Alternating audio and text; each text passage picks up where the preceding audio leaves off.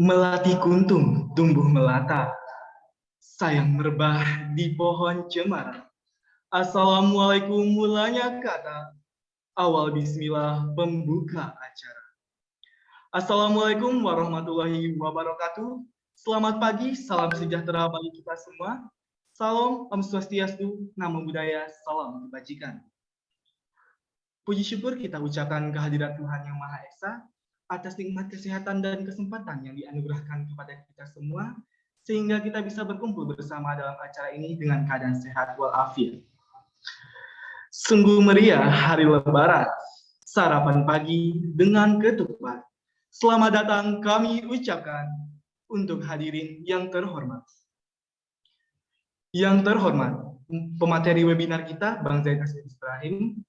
Yang saya hormati, Ketua TSA Pekanbaru, Bang Yudhitya Wahyu Pradana, Ketua TSA Institut Pertanian Bogor atau yang mewakili, Ketua TSA Institut Teknologi Bandung atau yang mewakili, Ketua TSA Universitas Andalas atau yang mewakili, Ketua TSA Universitas Brawijaya atau yang mewakili, Ketua TSA Universitas Diponegoro atau yang mewakili, Ketua TSA Universitas Gadjah Mada atau yang mewakili, Ketua TSA Universitas Indonesia atau yang mewakili, Ketua TSA Universitas Sumatera Utara atau yang mewakili, para alumni Tanoto Scholars, Ketua Pelaksana Handover Webinar Bang Muhammad Azan, para panitia Handover Webinar, dan para peserta Handover Webinar yang saya banggakan.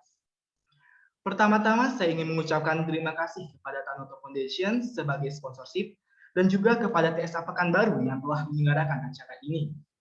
Dan tak lupa juga saya ucapkan terima kasih kepada para peserta webinar yang telah meluangkan waktunya, dan terima kasih atas antusiasmenya yang sangat luar biasa untuk turut ikut serta dalam acara Handover Webinar dengan tema Stress and Activity Management. Bersama saya Zulkifli Pradinata sebagai Master of Ceremony pada acara kita pagi hari ini. Sebelum memulai acara ini, saya akan membacakan tata tertib acara dan rangkaian acara terlebih dahulu. Peraturan peserta yang pertama, peserta wajib mengisi formulir kehadiran pada link yang diberikan oleh panitia. Semua peserta menggunakan nama lengkap asli pada identitas Zoom, berpakaian rapi, sopan, dan siap mengikuti webinar serta tidak menimbulkan kegaduhan. Peserta harap menonaktifkan mikrofon atau mute.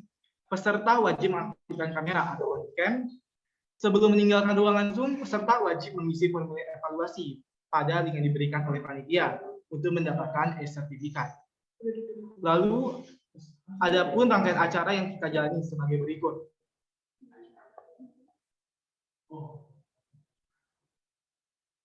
Yang pertama itu pembukaan yang dianggap telah berlangsung. Yang kedua, menyanyikan lagu Indonesia Raya. Yang ketiga, menyanyikan Mas TSA. Yang keempat, kata sambutan dari Ketua TSA Pekanbaru. Yang kelima, penyampaian materi oleh speaker, sesi Q&A, dan penutup. Harum semerbak si bunga pandan, tumbuh bersemai atas perunggu. Mari nyanyikan lagu kebangsaan, tanda Indonesia kita bersatu. Acara selanjutnya menyanyikan lagu kebangsaan Indonesia Raya. Untuk itu, hadirin dimohon mengambil sikap sempurna.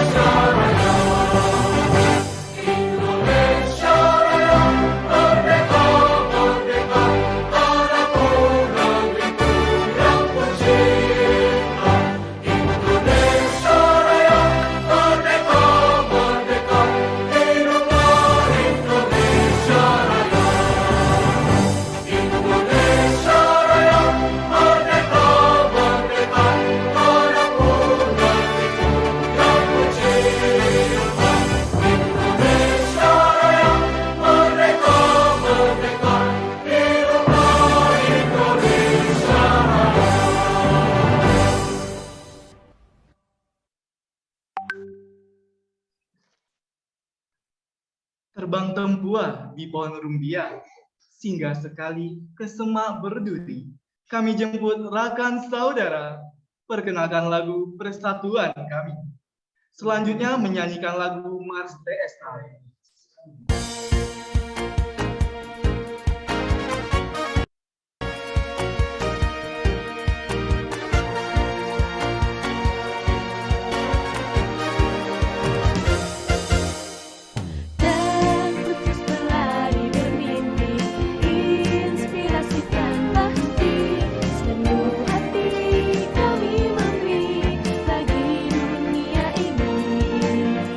Mencoba menjadi yang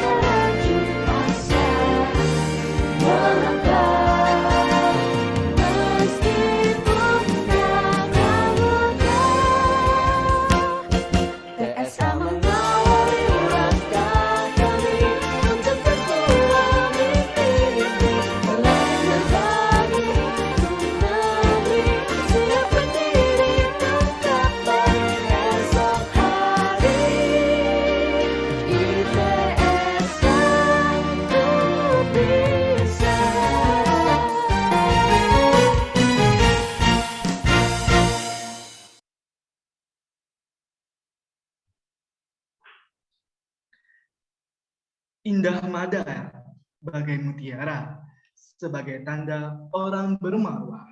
Tak berfaedah suatu acara jika tak ada yang memberi. Selanjutnya penyampaian kata sambutan dari Ketua TSA Pekanbaru oleh Bang Yuditya Wahyu Pradana. Kepada Bang Yudi, disilahkan.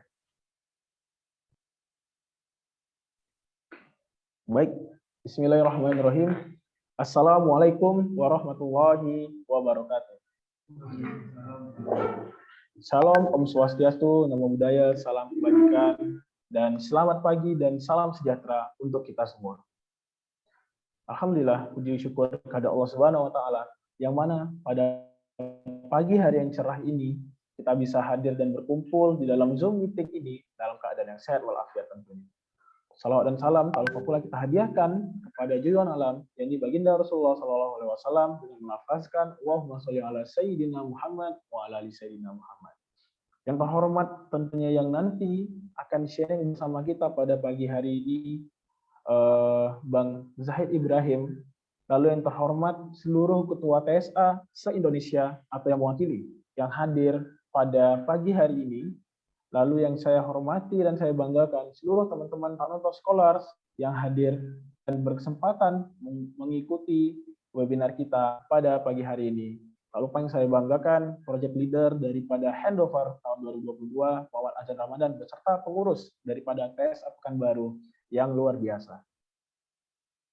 Teman-teman, handover webinar menandakan bahwasanya satu periode sudah akan segera berlalu. Handover juga menandakan bahwasanya kapal yang sudah kami arungi selama satu kepengurusan pada tahun ini sudah mencapai titik berlabuh sebelum nanti akan berganti kepada nahkoda baru. Maka silakan teman-teman nikmati dan saksikan persembahan terakhir dari kami, dan kita mengangkat tema mengenai stress management yang akan dipandu dan juga dibimbing oleh Kak Zahid tentunya pada pagi hari ini. Teman-teman, sedikit bercerita bahwasanya Tanoto Scholar Association merupakan rumah saya untuk berkembang dan berproses sebagai salah satu scholars daripada Tanoto Foundation, sebagai teladan. Teladan berarti kami selaku scholars juga merupakan orang yang memiliki wewenang dan juga orang-orang yang memiliki jiwa-jiwa kompeten nantinya yang akan memimpin di masa depan, insya Allah. Maka kami sampaikan kepada teman-teman sekalian, inilah kami dari TSA Pekanbaru, inilah kami Tanoto Scholar Association yang nantinya akan segera berlabuh di dermaga tadi. Maka silakan teman-teman ikuti webinar kita sampai selesai, ambil pesannya, dan jangan lupa keluarkan pena dan juga buku catatannya. Karena apa teman-teman? Jangan hanya sekarang untuk mengikuti sebuah acara hanya sekedar ikut-ikut, ambil foto selfie atau apalah itu. Maka ambillah poinnya pada pembelajaran kita pada pagi hari ini. Stress and activity management berarti teman-teman di sini kita akan mengelola waktu, mengelola kesibukan kita. Nah, makanya teman-teman silakan ambil poin-poinnya pada pagi hari ini. Mungkin itu saja yang bisa saya sampaikan.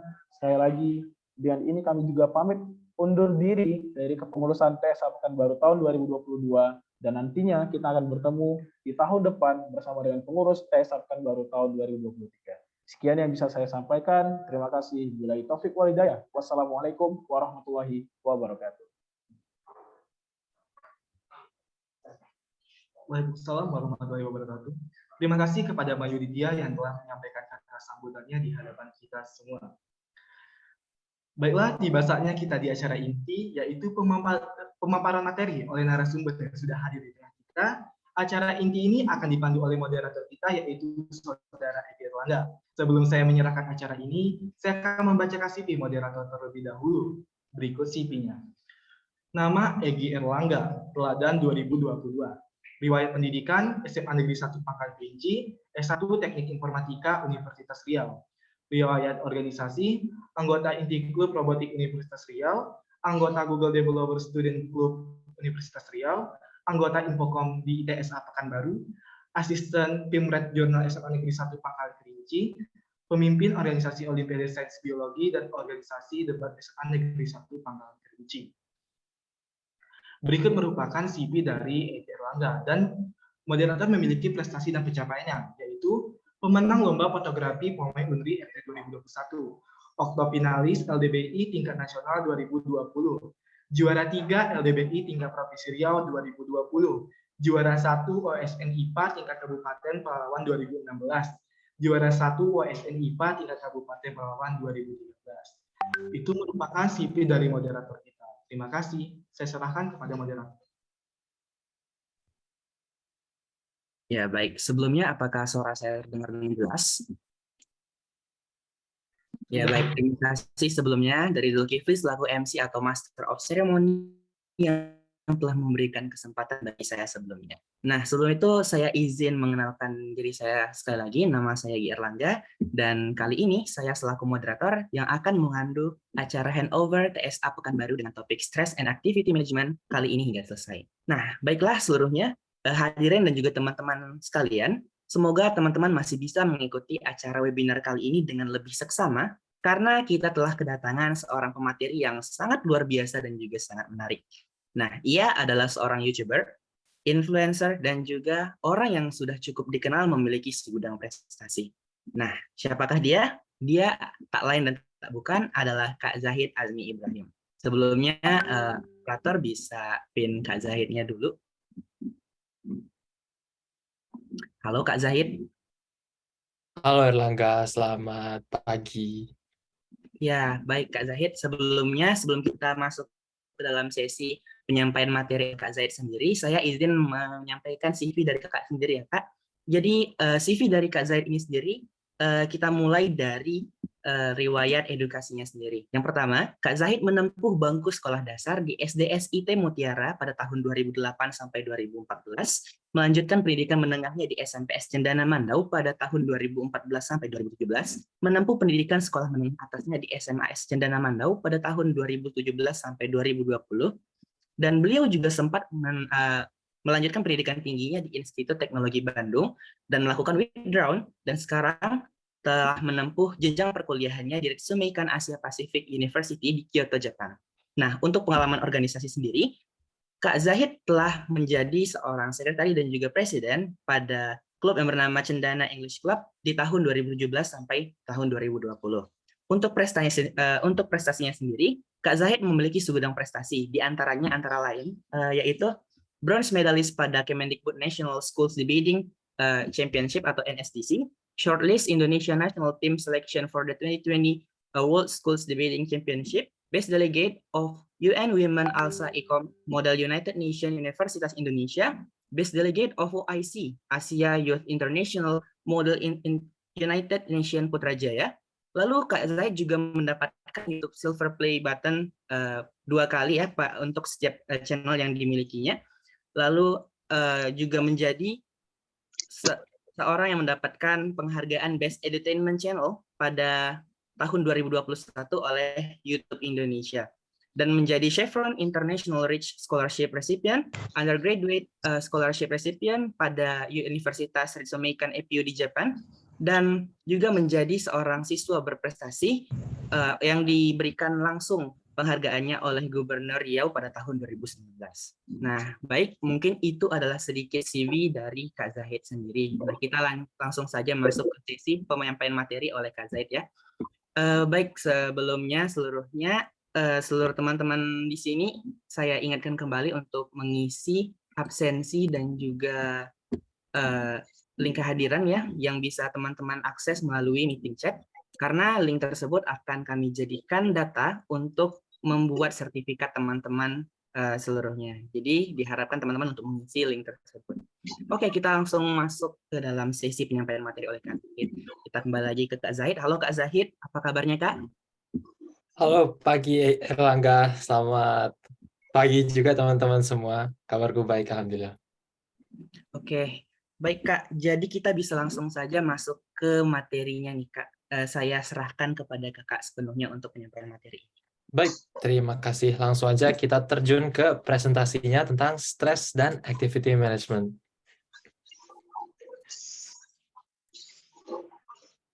Oke, mohon ditunggu sebentar teman-teman.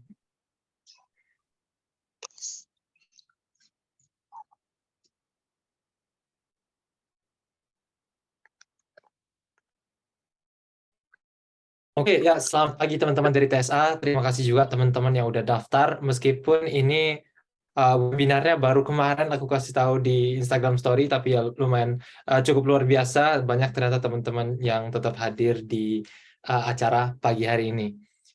Terima kasih juga sekali lagi kepada TSA atas kepercayaan yang sudah diberikan. Ini adalah sesuatu yang sangat spesial juga buatku karena emang waktu aku besar ada di Riau dan tiap kali waktu SMA itu kayak hampir tiap 2 minggu atau tiap bulan gitu ke Pekanbaru, ke Duri, Pekanbaru Duri buat ikut lomba yang ada di Undri dan sekolah-sekolah di Pekanbaru. Jadi emang luar biasa bisa connect sama teman-teman dari Riau lagi. Nah, untuk perjalanan hidup sendiri, tadi seperti yang sudah dibilang Erlangga, cukup berwarna juga. Sekolah di SD, SMP, SMA lumayan bagus di Riau, aku rasa. Walaupun mungkin di Indonesia nggak terkenal itu juga, tapi kalau di Riau aku rasa dengan apa yang tersedia, terutama di Duri itu udah bagus banget, yang memberikan kesempatan untuk bagiku buat belajar juga.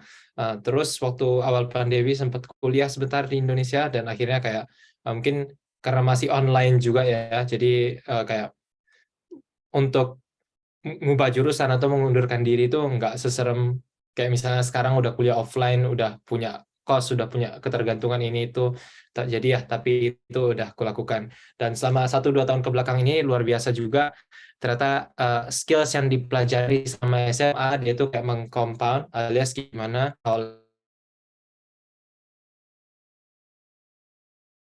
dan dari debat ini mengizinkan kita untuk bikin video-video esai di YouTube dan akhirnya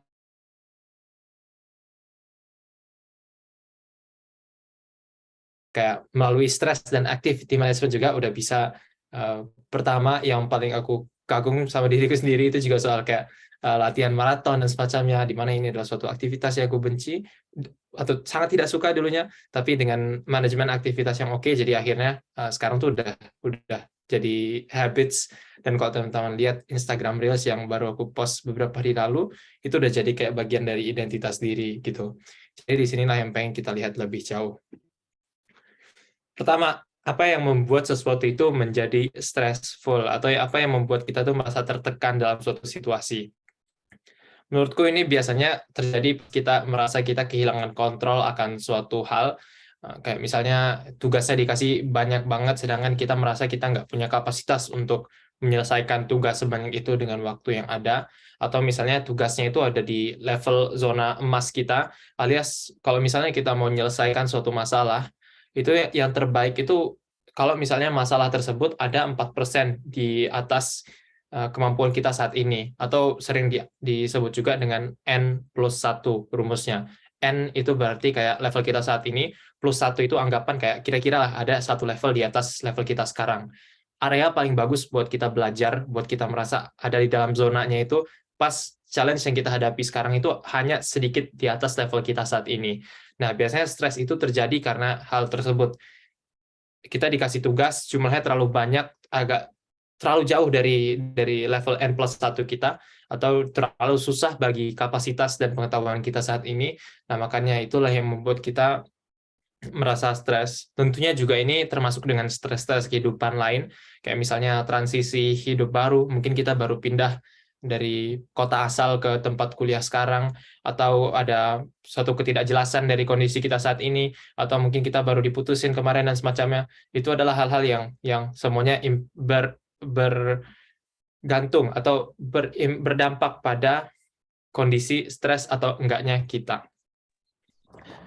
Nah, seringkali kalau misalnya orang masuk ke fase-fase stres seperti ini, dia jadi kayak suka menyalah-nyalahkan dirinya sendiri, alias kayak memenjarakan dirinya sendiri. Dan ini juga suatu konsep yang selalu aku pengen coba pelajari lebih baik lagi belakangan ini.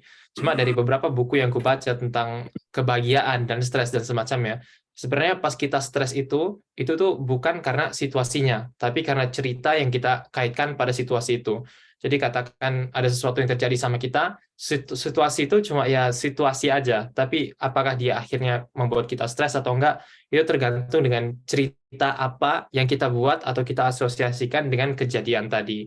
Nah, ini awalnya aku juga agak bingung kan, karena aku mikirnya kalau ini A terjadi, normal, pasti B itu terjadi. Tapi ternyata B-nya ini tuh tergantung sama ceritanya yang kita berikan ke si A tadi. Nah, yang perlu kita sadari adalah ketika kita mengalami stres atau kita nggak bahagia atau kayak merasa ada kesulitan apapun yang kita hadapi, pada akhirnya nanti akan baik-baik aja. Baik-baik aja bukan berarti dalam artian kita tuh bakal kayak senang terus atau kita nggak boleh sedih dan semacamnya, tapi baik-baik aja dalam artian bahwa kita akan kembali ke baseline happiness ini atau garis dasar kebahagiaan. Itu artinya apa? Artinya setiap orang itu punya baseline happiness atau kayak level dia tuh standarnya itu kayak gimana. Nah, misalnya kita kemarin tuh dibeliin iPad lah katakan sama orang tua. Itu paling cuma senangnya tuh kayak 1 minggu, 2 minggu. Terus setelahnya kembali lagi ke baseline happiness ini. Dulu kita merasa dengan adanya iPad baru atau HP baru, kita bakal kayak produktif dan jadi diri yang super dan semacamnya. Tapi pada akhirnya kita akan kembali ke level baseline tadi. Sama juga dengan semua stres yang ada di kehidupan. Aku juga belakangan ini kayak, mungkin dalam 1-2 tahun ini, kayak stres terbesar waktu aku pindah jurusan kemarin, itu sangat-sangat tidak pasti, ketidakpastian itu sangat-sangat besar di saat itu. Dan aku mungkin kalau dilihat di grafik ini ada di angka 10 ke bawah, bisa jadi. Tapi sekarang ujung-ujungnya kembali lagi ke baseline happiness seperti ini. Dan sekarang aku merasa kayak normal-normal aja. Dan kita juga semuanya bakal kayak gitu dengan segala stres yang kita hadapi, dia bakal naik, turun, naik, turun, naik, turun. Dan pada akhirnya kita akan kembali ke baseline happiness. Maka salah satu tugas kita adalah bukan gimana caranya kita ada di atas garis baseline happiness ini terus, tapi gimana caranya kita pelan-pelan meningkatin baseline happiness-nya. Terus juga ini adalah salah satu cerita yang waktu itu pertama kali aku baca di SMA, dan ini ceritanya tentang dua orang anak kembar dari seorang bapak yang pemabuk. Jadi pas bapaknya ini pemabuk dan pas udah gedenya kedua anak ini jadi dua anak yang dengan hasil atau outcome hidup yang berbeda. Satunya kayak jadi pemabuk juga, dan yang satunya itu jadi kayak orang berhasil gitulah. Dan pas ditanya ke mereka apa yang membuat mereka seperti ini sekarang, keduanya menjawab ya karena ayah saya pemabuk. Jadi ini tergantung dengan cerita si orang-orang tadi apa yang diasosiasikan dengan ayahnya. Yang satu mengasosiasikan ayahnya ini pemabuk, maka saya juga harus jadi pemabuk karena ayah saya bukan contoh yang baik buat saya dan semacamnya. Tapi bilang narasi yang dia berikan tentang peristiwa tadi adalah saya adalah pemabuk, ayah saya adalah pemabuk, saya harus berubah, saya nggak mau jadi kayak dia. Jadi ini ada kayak, mungkin ini terlalu tersimplifikasi dalam artian kehidupan nyata jauh lebih kompleks daripada ini, tapi dari sini kita bisa belajar bahwa seringkali apa yang terjadi nantinya itu tergantung sama narasi yang kita berikan kepada suatu peristiwa. Nah, dengan mengetahui semua itu, mengetahui bahwa kita juga punya kontrol, bahwa kalau misalnya A terjadi sekalipun, kita masih bisa melakukan B atau mengasosiasikan narasi B tentang si A tadi. Ini berarti kita sekarang punya kekuatan atau punya kontrol internal yang terfokus dalam diri kita sendiri, di mana dari kontrol yang dalam diri kita sendiri tadi, kita jadi bisa mempraktikkan tips-tips dan semacamnya. Nah, ini ada beberapa tips praktikal yang biasanya aku lakukan untuk bisa manage activity dan stres. Yang pertama, aku pengen lihat dulu di sini apakah teman-teman masih ada yang belum pakai Google Calendars. Kalau misalnya ada, boleh di raise hand. Dan aku rasa soal Google Calendars ini, itu adalah suatu hal yang wajib kita punya. Kenapa begitu? Karena dengan Google Calendars ini kayak jadi semua yang tadinya tuh tertumpuk di kepala kita, yang suka lupa-lupa dan semacamnya, itu jadi termanage dengan lebih baik lagi. Jadi, otak kita ini adalah suatu mesin yang sangat kuat untuk memproses ide-ide. Dia bisa memecahkan masalah, dia bisa menyelesaikan, dia bisa menganalisis sesuatu dan semacamnya, tapi dia bukanlah tempat yang baik bagi kita untuk menyimpan ide. Nah, karena kita mengetahui bahwa otak kita bagus untuk memproses ide, tapi tidak untuk menyimpannya, kita pakai aplikasi-aplikasi atau tempat-tempat pihak ketiga kayak begini. Contohnya adalah Google Calendar. Ini langsung aja aku tunjukin Google Calendar-ku seperti apa tampilannya. Inilah dia, Google Calendar-ku. Di sini semua kayak aktivitas yang tentu ada kayak kriterianya juga untuk yang masuk ke sini, tapi di sini semua aktivitas yang biasanya tuh ada kayak deadline konkretnya, itu aku masukin ke sini. Kayak misalnya apa, ini ada kayak penandatanganan buat katakan uang beasiswa bulanan, itu kalau aku miss, aku nggak dapat uangnya untuk bulan ini. Jadi aku masukin situ. Di sini ada sesi kayak tutoring bahasa di kampus, di mana aku udah sign up, kalau misalnya aku nggak datang, 2 kali nggak datang itu nggak boleh daftar lagi. Jadi ini langsung aku masukin di sini. Dan kelas-kelas dan semacamnya, apapun yang harus aku datangi, kayak misalnya bahkan ini kayak misalnya webinar atau ada kayak sesi seminar di apapun itu di kampus, itu juga masuk ke sini. Yang penting kalau misalnya dia ada batas waktu tertentu, deadline yang konkret, itu bagiku masuk ke dalam Google Calendars ini. Ada juga hal-hal lain yang mungkin dia enggak ada deadline konkretnya, tapi itu harus aku lakukan. Kalau enggak aku lakukan, maka akan ada konsekuensinya. Kayak apa? Misalnya aku beli tiket dan harus bikin pas foto buat pembuatan visa gitu. Ini meskipun dia nggak ada deadline konkretnya, kalau aku nggak bikin, nggak ada yang marahin. Tapi karena aku tahu kalau misalnya aku nggak bikin, nanti aku nggak bisa daftar visa atau jadi kayak kesusahan gitu. Ini aku bikin di sini, dan ini jadi kayak semacam reminder gitu. Sama juga seperti ini, sama juga kayak gini, untuk submit tugas kuliah. Untuk pengerjaan tugas kuliahnya sendiri, aku nggak taruh di Google Calendar ini dengan alasan yang nanti akan kujelaskan. Tapi untuk misalnya submitnya di sini, aku tahu atau ada kemungkinan besar aku lupa, maka akan aku tulis di situ. Ini kalau misalnya kita lihat lagi, Google Calendars-ku ini udah aku pakai dari sejak pertama kali aku bertemu dengannya. Jadi kalau misalnya kita lihat juga ke tahun, aku baru ketemu itu kayaknya di tahun 2020, dan aku juga agak menyesal karena ini pas 2020 awal, ini aku masih di SMA, cuma aku nggak pernah pakai Google Calendars.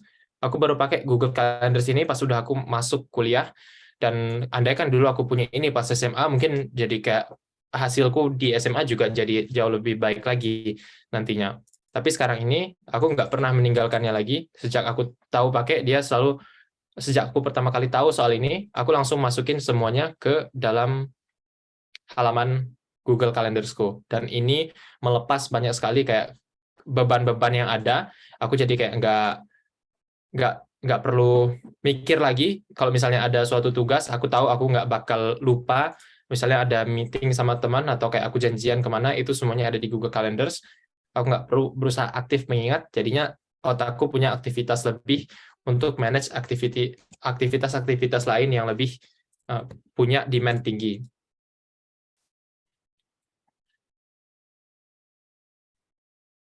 Kemudian juga tip yang kedua, untuk manage aktivitas ini, aku sekarang jadi kayak punya tendensi untuk manage aktivitas itu ngikutin insting.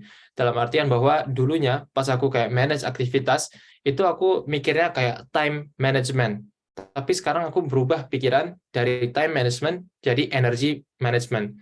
Kalau misalnya kita melakukan time management, itu kita kadang terpaku sama manage waktu, dan pas kita lagi nyusun timetable-nya itu, kita kadang nggak tahu juga kan, pada saat itu di mana kita blok waktu di situ, kita energinya kayak gimana.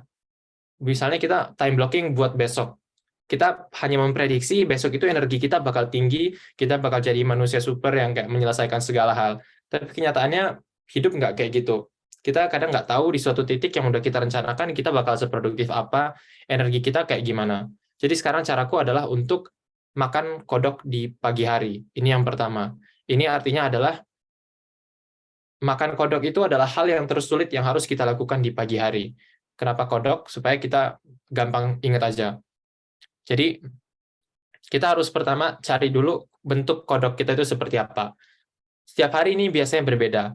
Cuma biasanya pas aku habis bangun, itu kalau tidurnya bagus malam sebelumnya, itu di sekitar 30 sampai 1,5 jam pertama itu biasanya ada jendela yang sangat bagus, sangat produktif, sangat jernih pikiran gitu untuk menyelesaikan berbagai macam hal.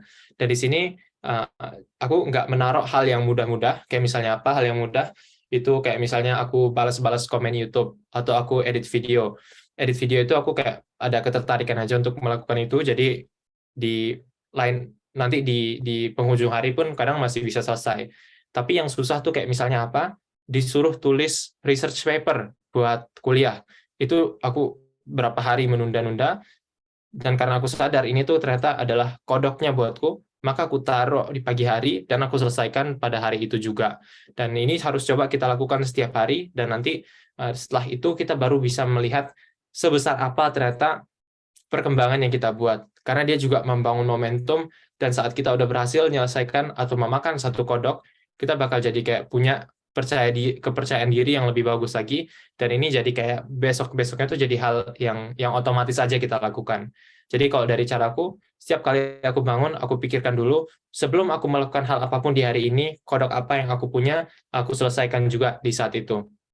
Dan selain daripada ini tuh bagus buat menjaga momentum buat besok-besoknya, di hari itu juga karena kita udah selesaikan hal tersulit di pagi hari, dan ajaibnya adalah hal tersulit tadi karena dia di pagi hari di mana kita lagi tinggi-tingginya kayak semangat dan otaknya lagi cerjeri-jerinya, hal tersulit tadi juga jadi paling gampang di hari itu. Pertama udah dia gampang, terus dia udah selesai, itu kita bakal merasa kayak ada kesuksesan yang nantinya bakal menimbulkan motivasi. Jadi kayak yang teman-teman tahu, motivasi itu tidak mendorong kita untuk melakukan sesuatu, tapi menyelesaikan sesuatulah yang menimbulkan motivasi, yang kemudian baru dia berputar-putar motivasi, aksi, dan seperti itu. Jadi ini adalah satu hal yang sangat-sangat aku sarankan, daripada kita kayak time blocking, yang mana itu juga bisa berguna, tapi daripada kita hanya terpaku di situ, kita juga harus coba pikirkan, kalau misalnya kita manage energi, itu kira-kira apa hal yang paling bakal makan banyak energi, kita taruh di awal atau di pembuka hari. Kemudian juga yang terpenting adalah kita dari awal udah harus milih dulu kira-kira ada aktivitas apa aja yang bakal masuk ke dalam to-do list kita. Ini adalah sesuatu yang belakangan ini terutama sangat-sangat aku rasakan, karena seiring dengan berkembangnya channel YouTube, Instagram, dan semacamnya, demand dari dunia luar itu jadi semakin banyak. Jadi kayak banyak aja teman-temanku yang nonton atau yang kayak kirim DM, kamu bisa bantu nggak share programku ini? Kamu bisa bantu nggak ini? Kamu bisa bantu nggak datang ke sini? Kenyataannya adalah semuanya itu, hampir semuanya adalah hal yang tidak membuatku excited gitu. Jadi kalau misalnya hal yang excited itu seperti apa? Katakan untuk webinar ini. Pertama dari panitia menghubungi manajer melakukan screeningnya, kemudian manajer nanya ke aku, ini kira-kira topiknya oke atau enggak, dan ketika aku lihat kayak Tanoto Scholars Association Pekanbaru, aku rasa aku kayak mau homecoming gitu, karena udah kayak rindu rumah lah dan semacamnya. Jadi itu masuk ke kategori hell yes-nya buatku. Tapi banyak lagi kategori yang kayak cuma tengah-tengah aja, dia ada di kayak misalnya kemarin itu ada temanku yang juga sama pengen nge-share programnya, tapi aku rasa kayak ini programnya itu nggak sesuai sama apa yang aku sampaikan di internet gitu. Mungkin masih positif, tapi dia nggak jatuh di hell yes-nya tadi. Sama juga kayak misalnya ada undangan di akhir pekan, ayo kamu mau nggak ikut main ke sini? Kadang memang aku bilang iya aja, tapi seringkali ternyata itu nggak termasuk kategori hell yes, dimana kadang aku cuma datang, tapi kayak datang berdiri-berdiri aja terus jadi pulang lagi, dan itu mengambil terlalu banyak energi bagiku yang sebenarnya bisa dipakai buat hal-hal lain. Jadi kalau misalnya ada undangan atau ada tawaran atau kita dimintain tolong, kita juga harus pastikan dia masuk ke dalam kategori hell yes ini sebisa kita. Kenapa? Pas minta tolong kita juga harus memastikan dia masuk ke dalam kategori hell yes ini. Karena pertama itu bermanfaat buat kita. Kalau misalnya kita minta tolong, kalau misalnya dia masuk kategori hell yes bagi kita, kita bakal jadi lebih semangat. memberi bantuannya. Kemudian yang kedua, bagi orang yang minta tolong tadi juga, kalau misalnya siapa yang membantunya itu semangat mengerjakan tugasnya, maka nanti dia juga outputnya bakal lebih baik. Jadi kadang-kadang kita ini kan masih banyak yang kayak pengen membuat orang lain senang, jadi kita iya-iyain aja, padahal kita nggak sebenarnya semangat untuk suatu aktivitas. Jadi karena itu kita harus pastikan dia masuk ke dalam kategori Helios ini supaya kita nanti jadi energinya tuh lebih tinggi saat melakukan aktivitas itu. Tapi memang Helios ini biasanya efektif pas sudah masuk fase tertentu dalam perjalanan kita. Artinya apa? Artinya adalah kadang ada fase juga di mana kita harus mengatakan yes ke banyak hal tanpa terlalu mikir panjang, karena dengan mengatakan yes ke banyak hal tersebut, kita jadi bisa tahu mana hal yang cocok buat kita, mana hal yang enggak. Nah, kalau misalnya kita udah ada raba-raba atau kita udah bisa merasakan kira-kira mana yang paling oke buat kita, maka dari situ kita bisa tentukan untuk berikutnya nih, saya mau fokus ke aktivitas ABC, dan agar semua energi bisa termaksimalkan ke aktivitas tersebut, kita langsung coba terapkan Helios or No ini. Terus kita juga harus kembali ke yang dasar-dasarnya, yang biasa-biasanya. Aku rasa kadang orang sekarang itu terlalu terfokus ke detailnya, terlalu hal yang terlalu kompleks, hal yang terdengar keren, kayak misalnya apa? Oh, aturan 4%. Oh, kita harus menghindari paradoks ini. Oh, kita harus lihat tabel Eisenhower, tabel prioritas, dan semacamnya. Padahal sebenarnya semua itu kayak produktivitas itu bakal ngalir aja kalau misalnya yang dasar-dasarnya ini udah kita benerin. Yang pertama apa? Makan. Aku dulu juga mikir kayak makan tuh cuma soal bikin kenyang. Tapi ternyata sekarang ini baru aku ketahui ternyata ada bentuk-bentuk makanan yang kayak gimana yang bisa membuat kita pertama merasa kenyang lebih lama, terus kedua mengurangi rasa kantuk yang kita dapatkan setelah kayak makan sesuatu gitu.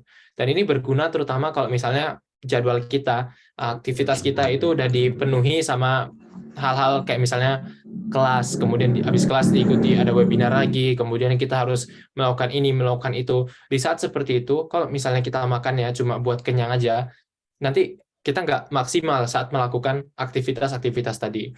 Jadi kayak misalnya ada suatu tip yang aku pelajari juga, itu adalah kalau misalnya kita makan nasi putih, jangan cuma makan nasi putihnya aja, tapi coba gambarin misalnya ada ini satu genggam nasi putih harus dibarengin sama satu genggam protein, bisa jadi kayak ayam, telur, dan semacamnya. Ini penting supaya kita kayak merasa kenyang pertama, terus juga dia tuh kayak ngomongin soal gula darah, dalam artian bahwa kalau misalnya kita makan nasi putih aja, nanti dia tuh bakal kayak naik sebentar, terus dia kayak jeblos banget gitu. Itu yang biasanya membuat kita ngantuk dan hilang energi dan semacamnya.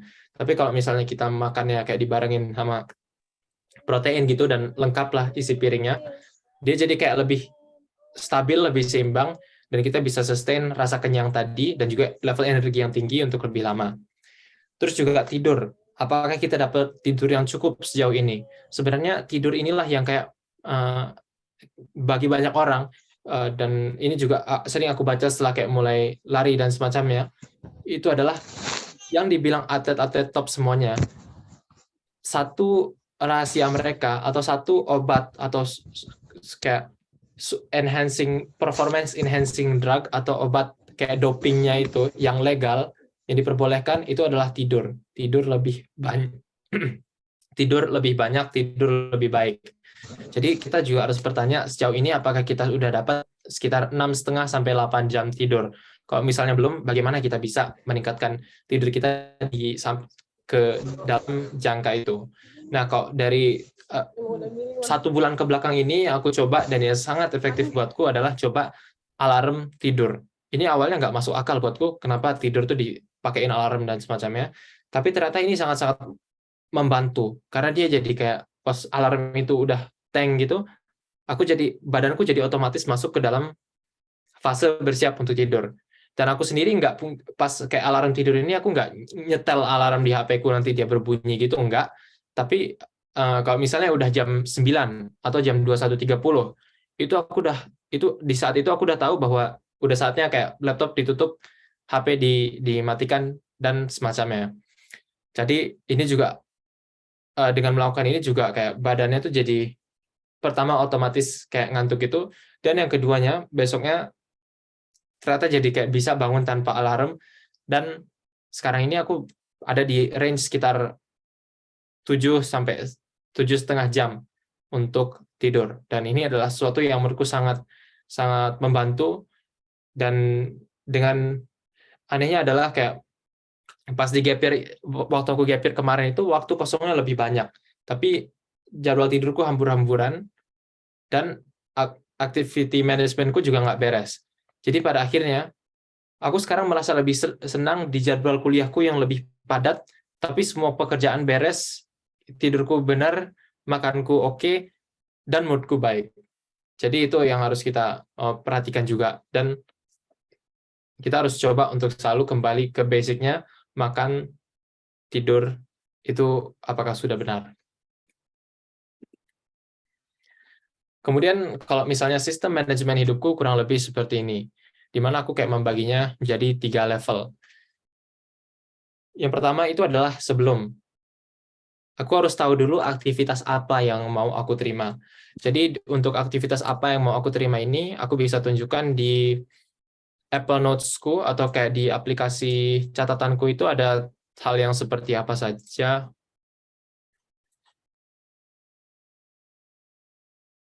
Kurang lebih kayak gini. Ini ada beberapa hal yang saat ini sedang berjalan yang aku taruh di 12 projects ini, di folder project ini. Jadi ini kenapa penting? Dengan adanya kita tahu project ini, kayak misalnya aku bentar lagi mau pindah ke apartemen baru, jadi aku kayak naruh hal-hal yang penting di sini dan semacamnya. Dengan kita tahu project apa yang sedang berjalan di sini, misalnya pertama pindah ke apartemen baru, kedua pulang ke Indonesia mau ngapain aja, ketiga daftar-daftar konten untuk kayak Reels atau Shorts gitu, dan YouTube dan semacamnya. Kemudian aku tahu untuk webinar sekolah dan keuangan dan semacamnya. Dengan kita tahu area-area dan project-project seperti ini, kita jadi lebih mudah untuk nyortir aktivitas apa aja yang bisa kita pilih dan nantinya kita kerjakan. Dulu kalau misalnya pas aku belum punya hal kayak begini, aku asal kayak nerima aja, dan aku asal oke-okein aja, dan aku jadi nggak punya filter mana yang masuk kategori hell yes, mana yang masuk kategori no. Jadi kapan ada orang minta tolong, misalnya, bisa nggak kamu tulisin saya ini, bisa nggak kamu bantu kayak kerjaan admin di sini, karena aku nggak punya filter tadi, jadinya aku iya-iyain aja, dan akhirnya proyekku yang sebenarnya ada tapi nggak tercatat tadi jadi nggak jalan. Jadi harusnya waktunya bisa dipakai buat mendorong proyek A, tapi jadi kepake karena untuk menyelesaikan aktivitas yang sebenarnya nggak se-impactful itu. Kenapa di sini penting bagi kita untuk melakukan aktivitas yang impactful? Aku rasa di sini bukan berarti kayak kita tuh kayak egois gitu dan memikirkan diri sendiri. Kenapa? Karena pada akhirnya kalau kita impactful dengan apa yang kita kerjakan, kita merasa senang di sana, outputnya bakal lebih baik. Dan pada akhirnya output ini juga lah yang akan dirasakan oleh orang lain. Mungkin bentuknya aja yang beda-beda, tapi tujuannya kalau misalnya kita udah fulfilled dan kita udah bisa memberikan impact dan perhatian yang terbaik untuk masing-masing hal yang kita kerjakan, maka nanti yang orang lain rasakan juga akan jauh lebih baik. Karena akhirnya kan apa yang kita kerjakan, apa yang kita pelajari di sekolah, itu nanti untuk membuat suatu produk atau bekerja di suatu perusahaan yang mana hal-hal tersebut bakal menciptakan nilai tambah buat orang. Entah dia menjual produk, jasa, atau kita kayak melayaninya dalam suatu cara gitu. Terus setelah itu,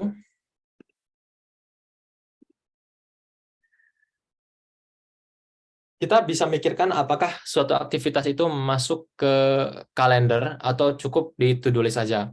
Kayak misalnya tadi ditunjukkan di Google Calendars-ku, itu ada tipe-tipe aktivitas yang masuk ke dalam Google Calendar, misalnya dia itu ada deadline yang konkret. Atau kayak misalnya di sekolah, itu dia punya, kalau misalnya kelas itu kan ada kayak jamnya dari segini sampai jam segini. Nah, itu semuanya masuk ke Google Calendar. Jadi aku tahu kalau misalnya ada aktivitas lain, dia nggak bakal nge-clash sama aktivitas yang prioritas utama tadi. Dan yang biasanya masuk ke Google Calendar ini adalah memang aktivitas yang antara dia prioritas utama yang nggak bisa diganggu-gugat atau aktivitas yang kemungkinan aku bakal lupa kalau misalnya aku nggak masukin di situ. Kayak misalnya tadi nge-print file visa untuk submit tugas research paper gitu dan semacamnya. Jadi itu yang masuk ke Google Calendars. Cuma nanti bakal ada waktu hal-hal lain yang nggak aku masukin ke Google Calendars. Itu kayak misalnya apa? Istirahat, itu nggak aku jadwalin. Nonton Netflix, itu nggak aku jadwalin. Atau kayak to-do list yang lebih kecil, kayak misalnya bikin outline atau bikin draft, atau bikin naskah video YouTube. Itu nggak aku masukin Google Calendars. Karena semua ini dilakukan dengan satu strategi lain, yaitu adalah strategi heavy lift versus slow burns. Nah, ini artinya apa? Jadi di sini, kalau misalnya aku coba tunjukin. Jadi heavy lifts itu adalah strategi yang dimana kita melakukan sesuatu, itu kayak sekali jadi, terus pas udah selesai jadi, baru move on ke yang berikutnya, dan semacamnya. Nah, ini adalah suatu strategi yang aku lakukan dulu. Jadi tapi kalau misalnya kita lihat lagi, sebenarnya strategi yang mungkin lebih efektif adalah kita melakukan yang namanya adalah slow burns. Jadi kalau heavy lift ini artinya adalah kita ngangkat kuat-kuat kayak sekali banyak itu. Kalau slow burns ini kayak kita ngerebus atau kita lagi masak, pas lagi Indominya kita rebus gitu, kita sambil siap-siapin bumbunya juga. Nah, itu strategiku untuk berbagai macam aktivitas yang kulakukan. Jadi kalau misalnya dulu cara aku bikin video YouTube katakan adalah dengan ide muncul, tulis naskah, rekam video, edit, publish. Terus berulang lagi, ide muncul, bikin naskah, rekam video, edit, publish. Dan berulang terus. Dulu caraku kayak gitu. Dan ternyata ini makan energi yang sangat besar dan nggak efektif. Tapi yang efektif untuk manage aktivitas dengan lebih baik adalah dengan melakukan slow burns. Yang tadi, misalnya slow burns ini juga bukan berarti multitasking ya, tapi dia kayak dari hal yang banyak itu, kita kayak daripada kita melakukan kayak gini, kayak satu kali full gitu, terus baru mulai yang ini sekali full lagi, yang ini sekali full lagi, kita bisa kayak pelan-pelan nambah yang di sini pelan-pelan, terus ditambah lagi pelan-pelan, tambah lagi pelan-pelan di sini, di sini, di sini, di sini. Dan ini kalau misalnya aku tunjukkan aplikasi catatanku lagi, itu juga tampilannya seperti itu. Jadi caraku, kenapa menurutku energiku bisa terjaga sejauh ini, adalah karena aku bisa melakukan slow burns itu. Jadi daripada kayak, misalnya, kontrak apartemen nih, aku nggak tahu, dia tuh kayak bakal apa aja nih sebenarnya to-do list lain yang datang. Tapi sejauh ini aku tulis dulu 2, dan nanti sisanya bisa aku tulis di kemudian hari pas muncul lagi. Terus kayak misalnya di sini, caraku manage waktu tanpa merasa stres. Ini ada beberapa tips yang udah tadi aku sampaikan, tapi aku nggak tahu ketiganya, cuma nggak apa-apa. Aku cuma ngebakar dia pelan-pelan, dan ini aku biarin kosong lagi. Nanti pas idenya muncul, aku tinggal buka notes, dan aku tambahkan tip ketiga gitu. Jadi ini yang kulakukan dengan berbagai hal, entah itu YouTube, entah itu kayak part-time jobku, entah itu kayak misalnya homecoming juga, ini barang yang kubawa dari Duri, nanti pas pulang lagi ke sini dan semacamnya, itu nggak aku lakukan selesai satu dulu, tapi pelan-pelan aja. Kapan-kapan nanti bakal aku tambah-tambahin lagi. Jadi ini sangat-sangat berguna buatku untuk melakukan yang namanya slow burns. Nah, bagi teman-teman semua juga kalau misalnya mau melakukan slow burns ini, kita bisa menggunakan beberapa aplikasi, diantaranya ini, dan kemudian juga hal-hal seperti Notion dan semacamnya. Nanti mungkin kalau misalnya ada yang tertarik bisa kita coba juga. Tapi sejauh ini bagiku slow burns ini jauh lebih efektif daripada kita melakukan yang namanya heavy lifts. Terus kemudian juga yang berikutnya, ini kalau bisa kita tuh tambah tanggung jawab atau akuntabilitas. Ini kaitannya sama kayak yang aku bilang pas ngomongin gap year tadi, di mana pas gap year itu aku merasa kayak kenapa sih aku kayak jamku sebanyak ini, tapi yang kerjanya, yang selesainya tuh nggak sebanyak yang aku kira. Kenapa waktuku banyak, waktuku kosong, tapi nggak menciptakan apa-apa gitu. Karena ternyata menurut hukum Parkinson, kalau misalnya kita suatu aktivitas itu waktu yang dibutuhkan untuk menyelesaikannya itu bakal sebanding dengan waktu yang tersedia. Jadi kayak misalnya apa? Kayak misalnya kita dikasih tugas 3 minggu. Maka waktu bagi kita untuk menyelesaikan si tugas tadi itu bakal kayak membesar juga. Jadi kayak mengisi yang 3 minggu yang kosong tadi. Coba kalau misalnya kita bilang kayak deadline tugasnya 1 jam dari sekarang atau nanti jam 23.59 gitu, itu bakal kita lebih satset kerjainnya. Jadi kalau misalnya kita merasa kita tuh nggak memproduksi banyak hal pada waktu kita kosong, mungkin yang harus kita lakukan adalah tambah tanggung jawab atau akuntabilitas. Coba daftar kelas atau daftar les, yang mana kalau misalnya nggak datang, kita bakal dapat sesuatu atau rasa hukuman yang cukup menyakitkan lah buat kita. Misalnya sedikit rasa dicubit aja gitu. Ini yang kulakukan. Jadi sekarang makanya dengan adanya kuliah dan semacamnya, keseharianku lebih struktur, tanggung jawabku jadi lebih banyak, dan kerjaan-kerjaanku yang nggak ada tanggung jawab, yang nggak ada kayak penanggung jawabnya, kayak misalnya bikin video YouTube, aku nggak upload, kan nggak ada yang marahin kan, paling kayak komentar-komentar, Kak, mana ininya, tapi nggak ada kayak guru atau universitas yang bilang kalau kamu nggak datang kamu harus pulang atau kamu akan dicoret dari kelas. Nggak ada, karena nggak ada yang hal kayak gitunya. Jadi agak sulit awalnya untuk dilakukan. Cuma karena aku sekarang ada Parkinson's Law ini, di mana aku jadi punya berbagai hal di hariku. Jadi karena aku merasa hariku lebih pendek daripada aku kayak menyelesaikan suatu tugas dalam 10 jam tadi, sekarang aku cuma katakan punya 2 jam di pagi hari untuk menyelesaikan suatu tugas sebelum kelas. Ternyata emang tugasnya itu jadi ikut mengecil juga ke 2 jam tadi, dan aku jadi bisa ngerjainnya satset gitu. Ini bisa teman-teman bayangkan, selama SMA dikasih tugas akhir oleh guru, dibilang tugasnya itu deadline-nya 1 bulan, tapi baru selesai 2 hari sebelumnya. Andaikan tugas itu dikasih deadline-nya 1 hari aja, pasti juga kita bisa selesai dalam 1 hari itu. Jadi kayak inilah pentingnya kita punya akuntabilitas dan tanggung jawab. Kemudian seperti yang tadi dibilang juga, ketika kita menyelesaikan suatu hal, suatu aktivitas, simpan aktivitas itu untuk kemudian hari. Pikirkan kira-kira informasi apa yang bakal berguna buat diri kita di masa depan. Inilah bergunanya juga bagi kita untuk punya catatan digital. Kayak tadi di aplikasi catatanku, itu banyak banget catatan dari 2 tahun yang lalu yang ternyata masih berguna sekarang. Dan bagusnya dengan aplikasi digital ini, kalau kita mencari sesuatu hal yang kira-kira bakal membantu kita tinggal cari keyword yang relevan aja dan dia bakal muncul. Jadi banyak ide-ideku dari 2 tahun yang lalu itu baru terwujudkan sekarang dan teraplikasikan sekarang hanya karena aku menyimpannya untuk kemudian hari. Menyimpannya pada saat itu sambil mikirin diriku yang di masa depan, kira-kira dia bakal sangat berterima kasih untuk informasi apa. Misalnya kayak soal pindah ke tempat tinggal baru ini, banyak kayak catatan dari 1 tahun lalu, 2 bulan lalu, tentang kayak rumah yang bagus itu kayak gimana, tentang mencari kawan sekamar atau satu rumah yang oke itu kayak gimana. Nah, itu aku nyimpannya kemarin, tapi karena aku simpan untuk kemudian hari, jadi sekarang pas aku ada kerja, ada aktivitas baru, itu nggak harus mulai dari nol, tapi tinggal menyambung-nyambungkan ide-ide aja.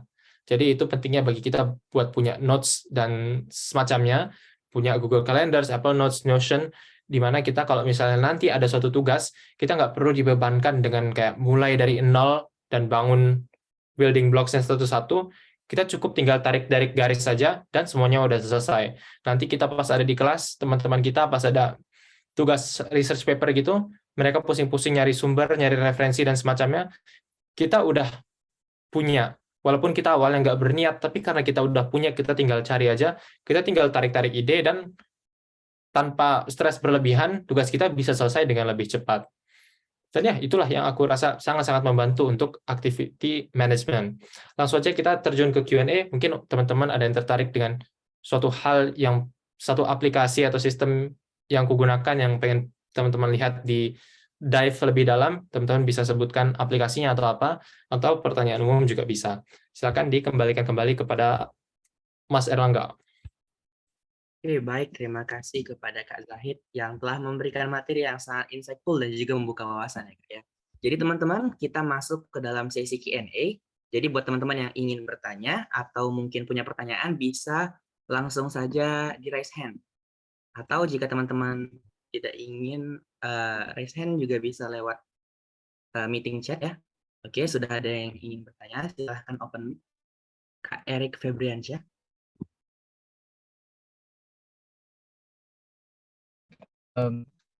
Terima kasih Kak Zahid. Terima kasih Kak Egi. Pertanyaan saya tuh Kak Zahid, dalam jam tidur ini kan kita sudah terbiasa kayak tidur lembat gitu kan. Jadi cara memperbaikinya itu gimana Kak? Kalau kita mau perbaiki kayak misalkan kita mau tidur di jam 10 untuk tidur lebih awal.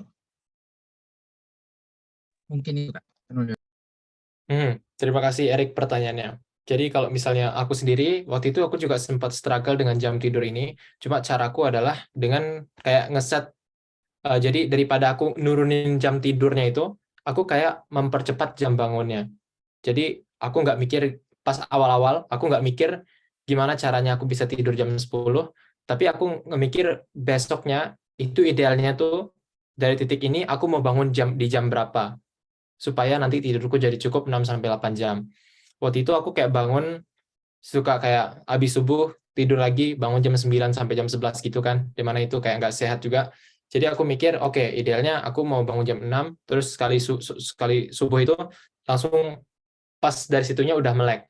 Jadi untuk beberapa hari, untuk beberapa waktu pertama, aku set alarm, bangun di jam 6, dan aku coba untuk konsisten dengan jam bangun itu. Jadi bukan konsisten tidurnya jam berapa, mungkin jam pas kita beneran tidurnya itu bisa agak acak, tapi untuk jam bangun itu hampir selalu harus di jam yang sama, supaya badan kita tahu itu adalah saatnya bangun, dan dia kayak nanti secara otomatis setelah beberapa waktu gitu, bakal nyesuaiin dengan jadwal itu, dan 8 jam sebelumnya, pas sekitar jam tidur gitu, badannya pelan-pelan kayak mulai ngantuk. Mungkin jam tidur benerannya agak bervariasi, tapi jam bangunnya itu harus di jam yang sama buatku.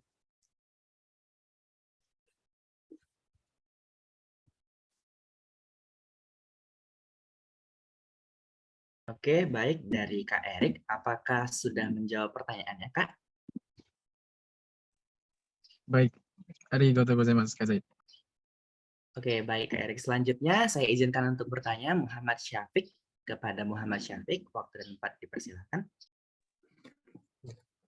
Izin bertanya Kak Zahid. Di sini saya ingin bertanya mengenai masalah hell yes dan no. Kita saat ini, misalkan kita saat ini memiliki waktu kosong dan sampai besok, dan untuk ada kawan minta membantu untuk persiapan dia besok, persiapan acara. Kita tidak bisa melakukannya, kita tidak ada minat untuk melakukannya tersebut. Mungkin karena ada masalah sama dia atau apa yang kemarin kan ini dahulu. Apakah masalah hell yes dan no ini berlaku untuk semua yang memuaskan kita sendiri, atau untuk sebagian orang, atau untuk ke tengah-tengahnya? Mungkin misalkan sama-sama saling menguntungkan. Kita dapat ini, dia dan orang yang tersebut dapat untung juga. Terima kasih. Baik, terima kasih Syafiq pertanyaannya. Jadi kalau bagiku itu benar ya, kadang kita ada waktu kosong dan kita bisa di saat itu menilai apakah kita harus menerapkan hell yes atau no ini.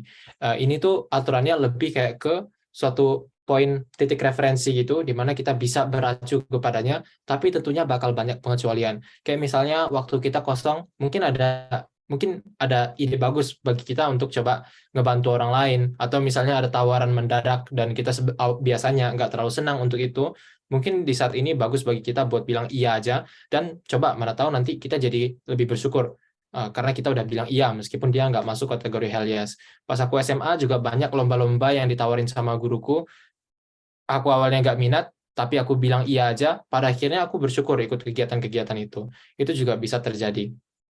Mungkin yang harus diketahui juga di sini adalah seringkali waktu istirahat itu atau waktu kita dengan diri sendiri itu dianggap kayak waktu kosong.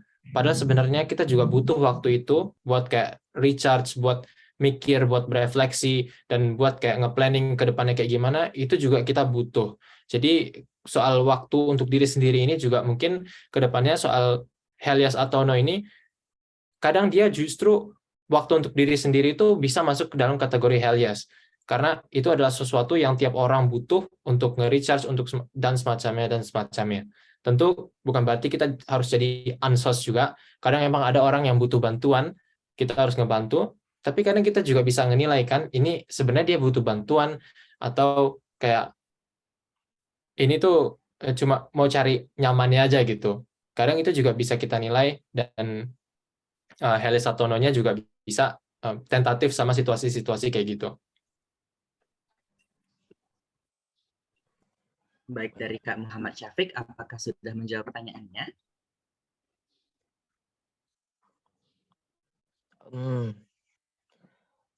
Berarti ini bertanya lagi, berarti untuk masalah Helias dan No ini bergantung kepada situasi kita saat ini ya, dan harus ada planning untuk ke depannya. Dia bisa bergantung dengan situasi kita saat ini. Yang terpenting dengan soal aturan-aturan kayak Helias atau No ini, kita juga harus pinter-pinter kapan nyari tahu atau kapan kita bolehin diri kita untuk ngasih pengecualian.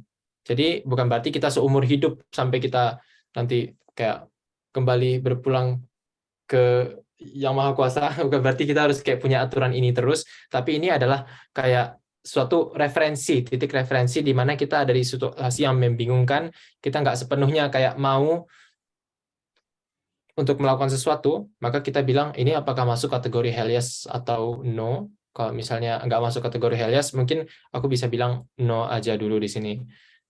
Terutama ini sangat berguna kalau misalnya kita ada proyek-proyek yang lain yang jalan, di mana dia butuh energi dan perhatian yang lebih besar. Baik, terima kasih banyak atas jawabannya Kak Zahid. Terima kasih, Syafiq. Oke, baik, kita lanjutkan lagi. Silahkan Afifah Salsabila untuk on-mic. Oke, terima kasih kepada moderator. Saya mau ucapin thank you juga buat Kak Zahid atas materi yang udah di-sharing ke kita semua. Sebenarnya aku ada beberapa pertanyaan sih, Kak. Yang pertama itu, di mana mungkin di tahun yang dari 2020, 2021, 2022 kan masa transisi dari kita sebelumnya aktivitas seperti biasa, kemudian juga COVID, dan sekarang kita udah melakukan aktivitas kayak normal lagi lah gitu.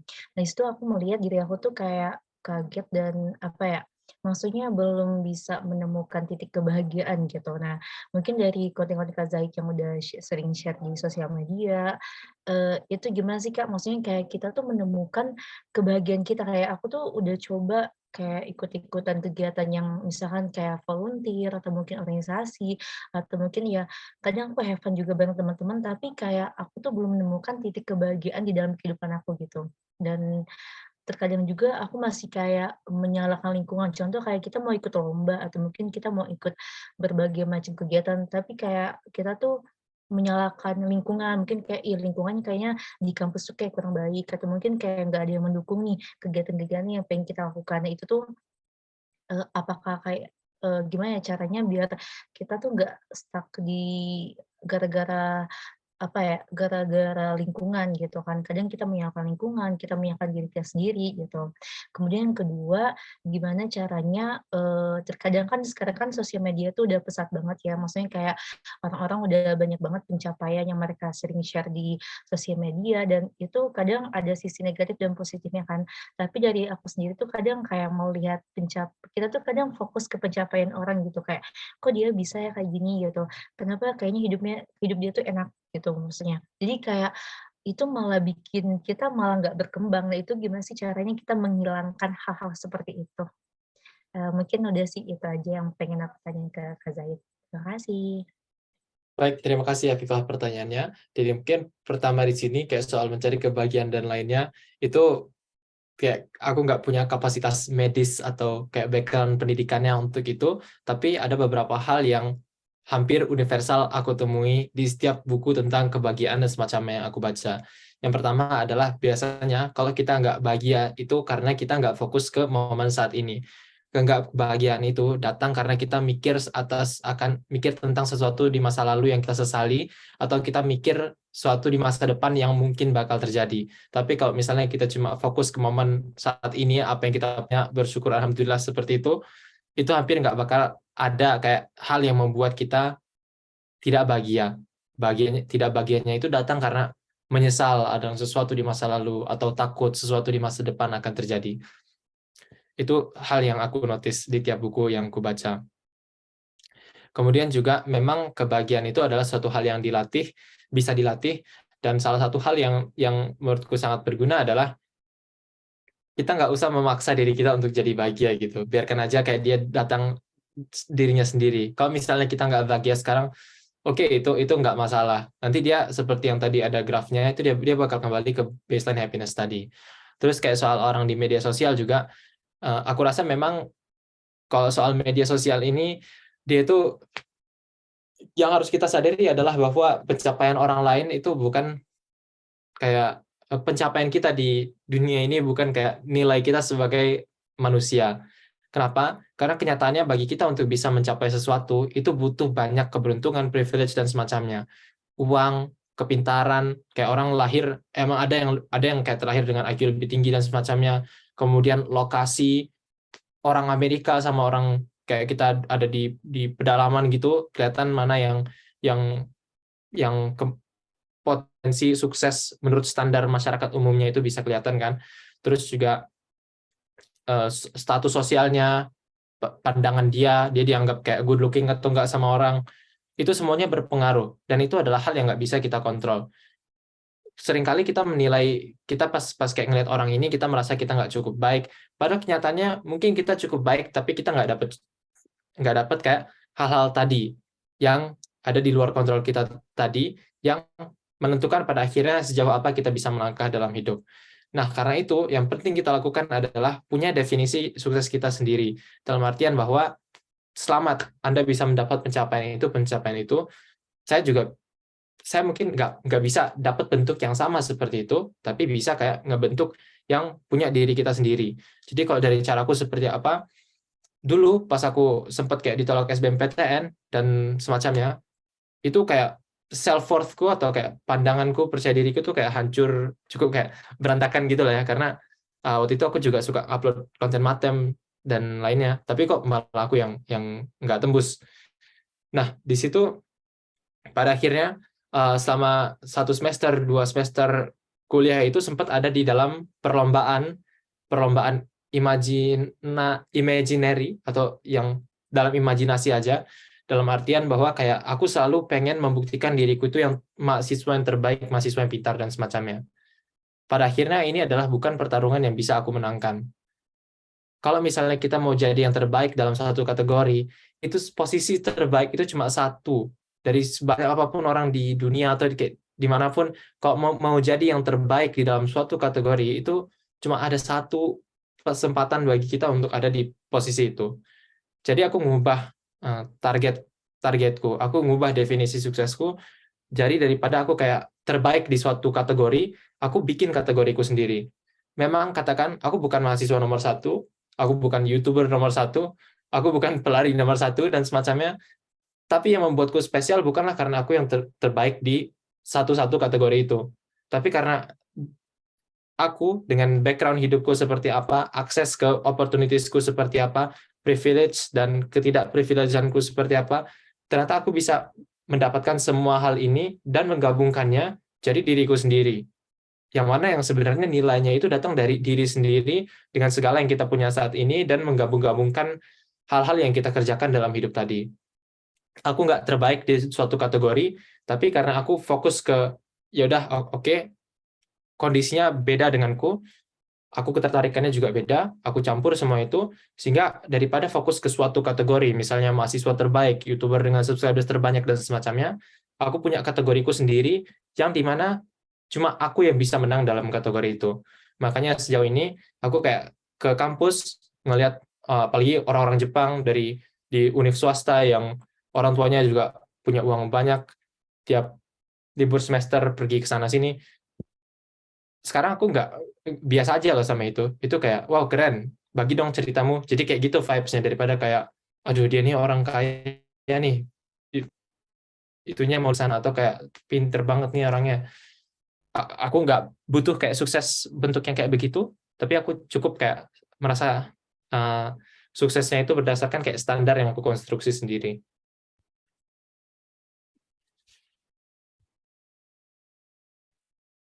Oke, terima kasih Kak Zahid atas jawabannya. Terima kasih ya. Ya, baik Kak, ini sudah masuk ke 5 menit akhir dari sesi tanya jawab. Kita langsung ada yang sudah menanyakan lewat meeting chat juga Kak. Jadi dari Kak Vena Marisa. Nah, Kak Vena mau bacakan pertanyaannya langsung atau saya yang bacakan? Saya tunggu 10 detik.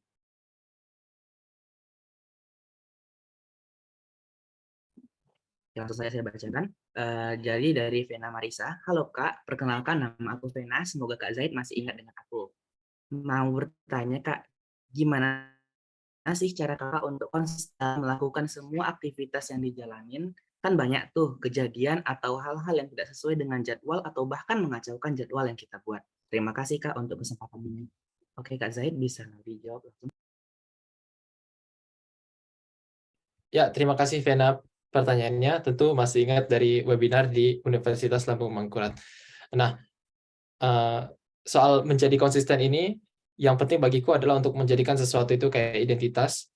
Artinya apa? Aku daripada mikir lari ini kayak katakan sesuatu yang opsional, aku udah mikir kayak diriku ini pelari, maka udah terputuskan bahwa di hari itu aku harus lari. Sama kayak misalnya kalau kita seorang yang percaya dengan agama gitu, kita berdoa. Atau kita orang yang sehat, kalau kita mikirnya kita orang yang sehat, kita juga bakal milih otomatis makan yang sehat. Itu jadi kayak bukan suatu opsi lagi. Jadi soal konsisten ini ya sebenarnya nggak ada jawaban yang indah selain daripada kayak lakukan aja yang apa yang harusnya dilakukan dan stop kayak bikin alasan gitu, atau stop kayak terlalu banyak nonton video tips dan motivasi. Kok misalnya channelku ini untuk channelku juga kayak itu tuh bukan dibikin supaya satu orang yang sama itu nonton semua videoku dari dulu sampai sekarang gitu. Ada saatnya setiap subscriberku ini akhirnya udah belajar sesuatu dan dia menciptakan sesuatu di kehidupannya sendiri dan pada akhirnya channelku terlupakan. Ada saatnya untuk channelku ini video-video yang kubuat dan subscribersku itu untuk sampai di tahap itu nantinya.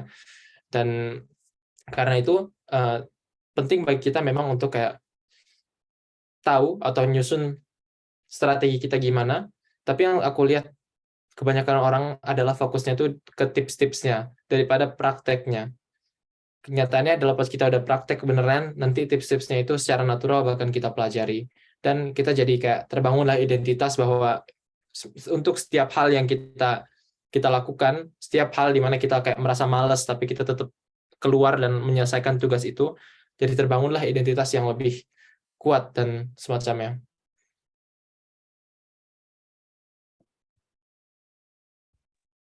Oke, baik. Mungkin itu saja dari Kak Zahid. Selanjutnya saya bacakan juga langsung saja dari Nurul Izzah Yunus dari kolom chat.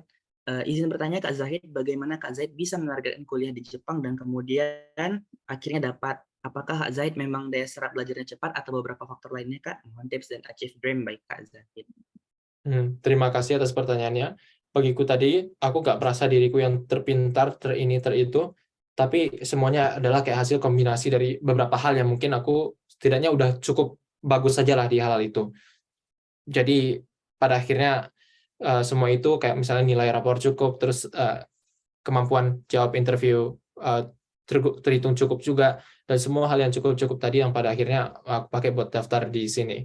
Tapi soal kuliah ini juga lagi-lagi kita semua kan kayak punya background privilege dan ketidakprivilegean yang beda-beda, jadi kita bisa fokus ke situ aja, lihat kira-kira kita paling kuat di mana dan coba kayak memanfaatkan itu sebagai kayak leverage atau kayak lengan yang bisa mendorong kita lebih jauh. Oke, baik. Terima kasih Kak Zaid. Selanjutnya pertanyaan yang mungkin jadi pertanyaan terakhir dari Muhammad Thomas.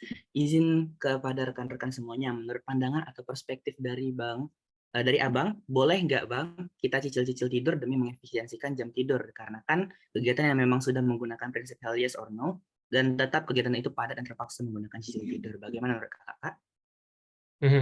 Pertama, mungkin sebanyak apa kegiatan yang kita ambil. Mungkin ada baiknya bagi kita untuk ngurangin kegiatan itu. Bagiku, alasan kenapa aku bisa cukup oke di hal-hal yang aku lakukan sekarang, itu karena aku mengatakan tidak atau aku meng-cancel hal-hal yang nggak worth it buatku.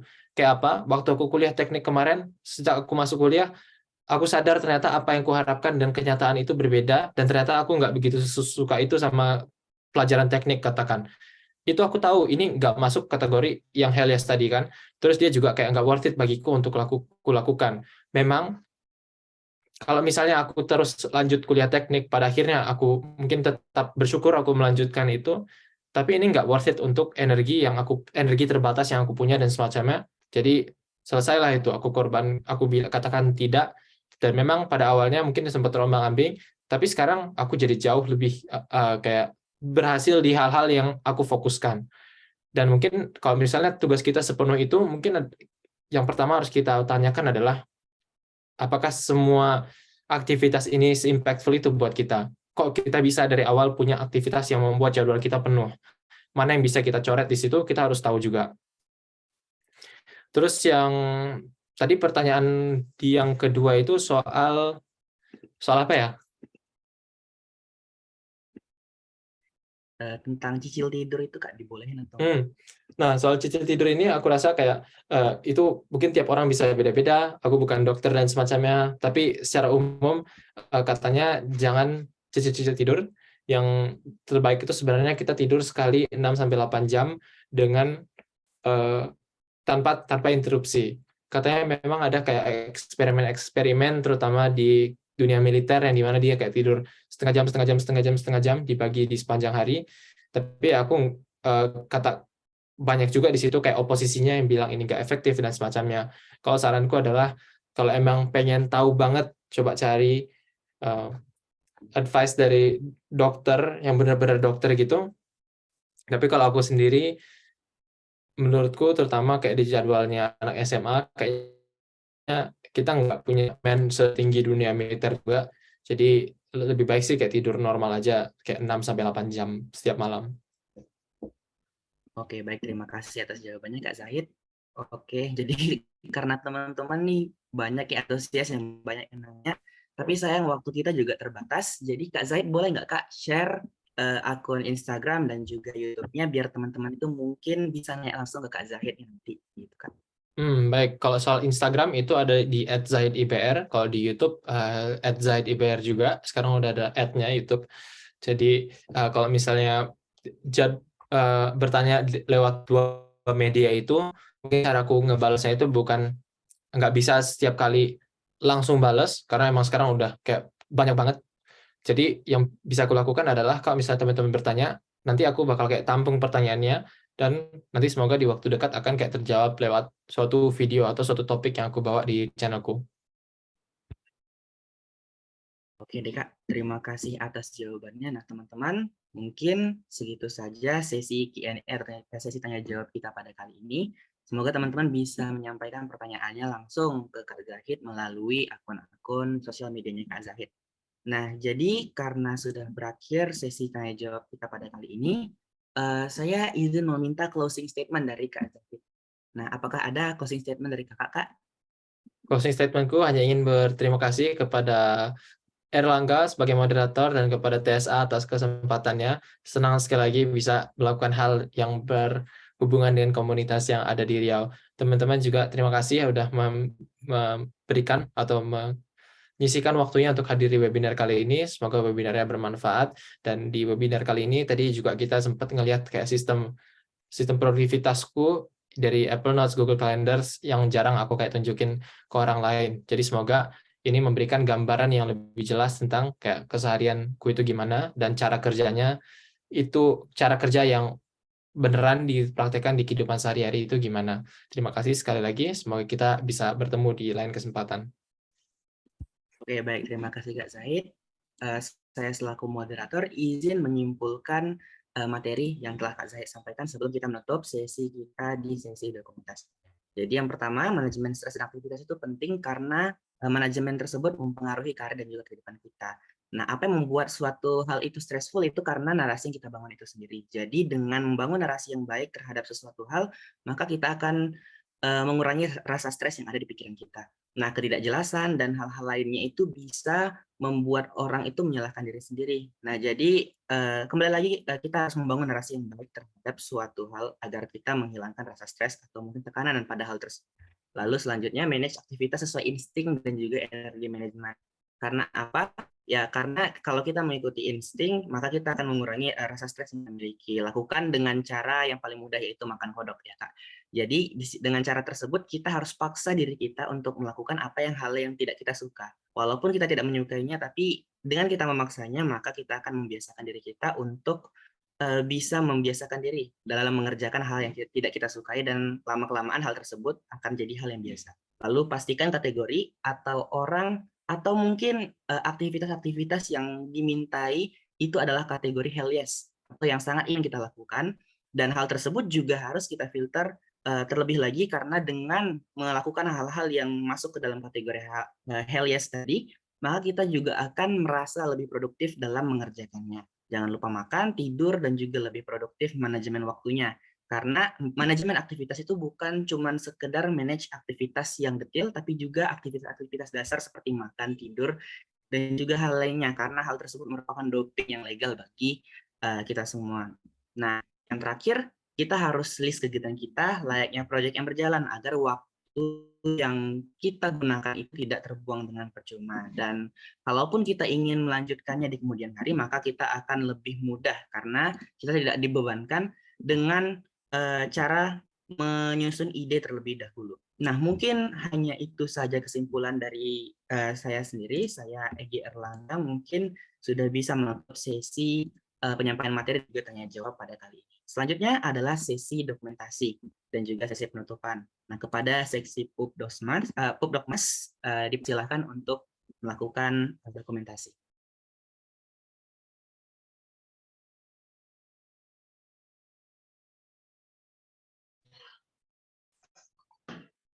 Oke, teman-teman boleh on cam semuanya biar kita screenshot.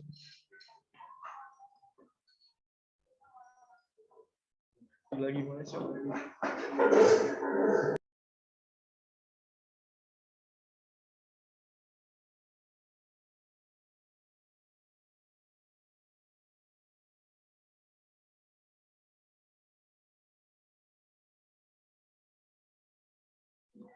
Oke, kita mulai. 1, 2, 3.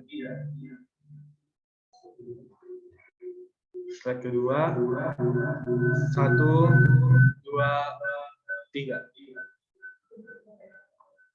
Slide ketiga. 1, 2, 3. Slide keempat. 1, 2, 3. Slide terakhir. 1, 2, 3. Terima kasih. Baik, terima kasih kepada MC yang juga merangkap sebagai Pubdokmas kita, Kak Zulkifli.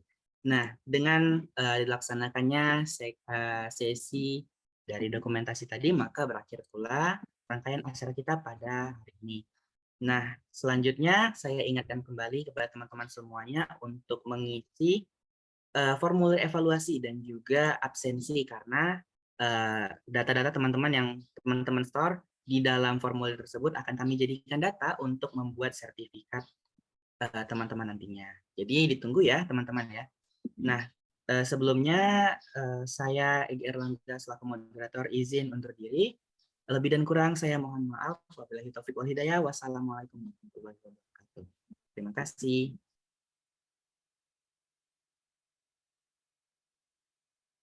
Pada teman-teman semuanya mungkin sudah diizinkan untuk live dari roomnya.